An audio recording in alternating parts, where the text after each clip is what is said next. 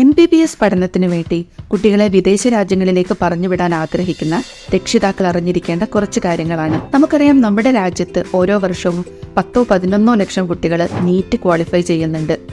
അതിൽ കഷ്ടിച്ച് 1 ലക്ഷം പേർക്ക് പഠിക്കാനുള്ള ഒരു അവസരം മാത്രമാണ് ഇന്ത്യയിലുള്ളത്. അതിൽ തന്നെ 40% ഗവൺമെൻറ് സീറ്റുകൾ കഴിഞ്ഞാൽ ബാക്കിയുള്ള പ്രൈവറ്റ് കോളേജുകളിലൊക്കെ എക്സ്പെൻസ് എന്ന് പറയുന്നത് ഒരിക്കലും ഒരു മിഡിൽ ക്ലാസ് ഫാമിലിക്ക് അഫോർഡ് ചെയ്യാൻ പറ്റുന്ന എക്സ്പെൻസ് അല്ല.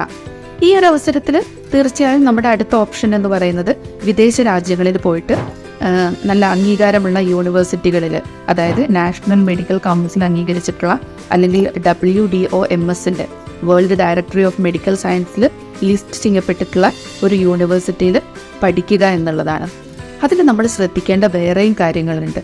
അതായത് നമ്മുടെ കോഴ്സിൻ്റെ മീഡിയം ഓഫ് ഇൻസ്ട്രക്ഷൻ എന്ന് പറയുന്നത് ഇംഗ്ലീഷ് തന്നെ ആയിരിക്കണം. അത് മസ്റ്റാണ്.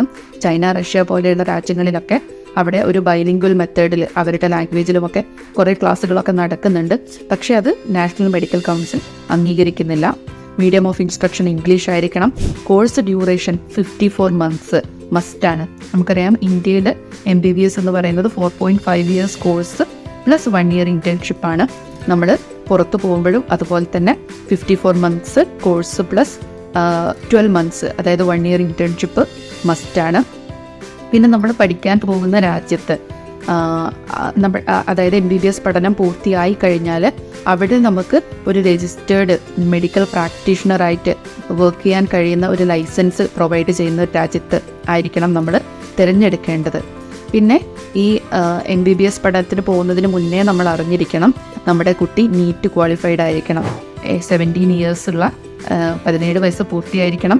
ഫിസിക്സ്, കെമിസ്ട്രി, ബയോളജി വിഷയങ്ങൾ പഠിച്ച് 50% മാർക്കോടെ പാസ്സായിട്ടുണ്ടായിരിക്കണം. ചില യൂണിവേഴ്സിറ്റികളൊക്കെ അതിൽ കൂടുതൽ മാർക്ക് ക്രൈറ്റീരിയ ആയിട്ട് പറയുന്നുണ്ട്.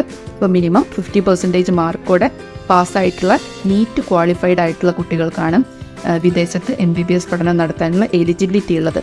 അല്ലെങ്കിലും MBBS പഠിക്കാൻ പറ്റും, പക്ഷേ പോയിട്ട് തിരിച്ചു വന്നിട്ട് നമ്മുടെ നാട്ടിലെ എക്സാം, ഇപ്പോൾ നെക്സ്റ്റ് എന്നറിയപ്പെടുന്ന, നേരത്തെ FMGE എന്നറിയപ്പെട്ടിരുന്ന എക്സാം എഴുതണമെങ്കിൽ കുട്ടി നീറ്റ് ക്വാളിഫൈഡ് ആയിരിക്കണം. അതുപോലെ തന്നെ 2021 മുതൽ നാഷണൽ മെഡിക്കൽ കൗൺസിലിൻ്റെ ഗൈഡ് ലൈൻസ് പ്രകാരം ട്രാൻസ്ഫർ ഓപ്ഷൻ അവൈലബിൾ അല്ല.